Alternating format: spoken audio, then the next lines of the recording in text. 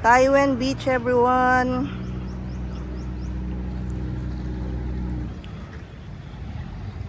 Ayan, magkakadikit lang yung mga beach dito guys. From Kolan, Naban Port, 50 baht per person yung rent ng motorbike or yung pamasahe. May mga option din like yung tuk-tuk and minibus.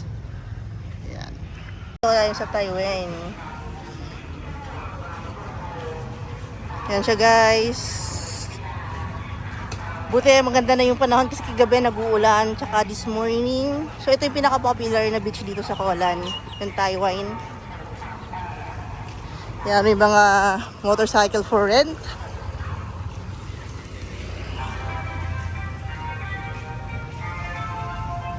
May mga Changi din.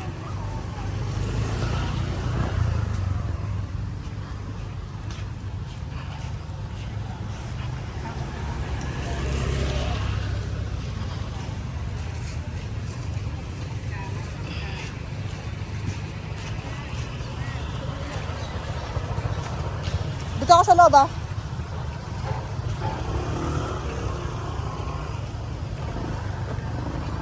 Yan guys, ang daming mga chairs dito na for rent. May mga water activities din dito. Actually, mas marami nga. May mga jet ski. Ayan.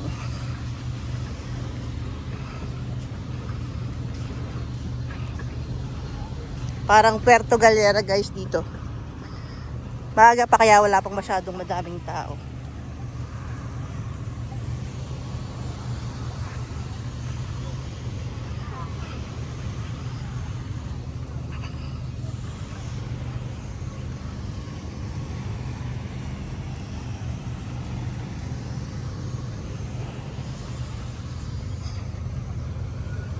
May mga parasailing din and yan, sea walking.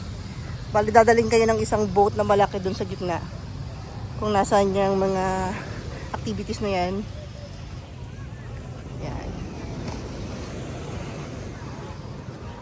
Taiwan Casa. So may mga hotels din.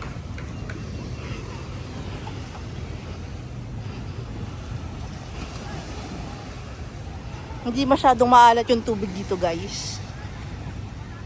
Tsaka white sand, hindi mabato. Talagang perfect for swimming and snorkeling.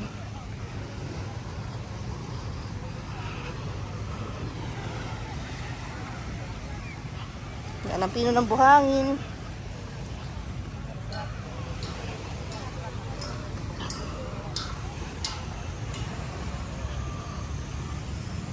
Ganda tayo na. Asan si Kuya? Iba lang ata yun.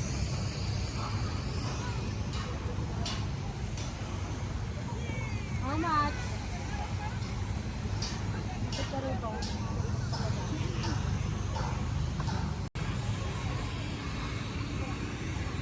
Oh, dito. Oh, kaya mo dami dito. Dito 50. Yan, so iba-iba yung presyo guys. May 100, may 50 baht. So dito kami sa 50 baht. Magtanong na lang kayo para makamura. Saan tayo sa likod?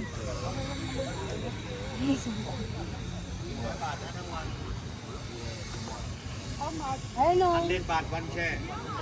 Why? 50. 100 baht one share. 10 ไม่แน่น We'll stay only 1 hour. 1 hour 10 minutes 10 บุกูไหมบุกู No. ฟิลิปปินส์มันนี่ปาเกียว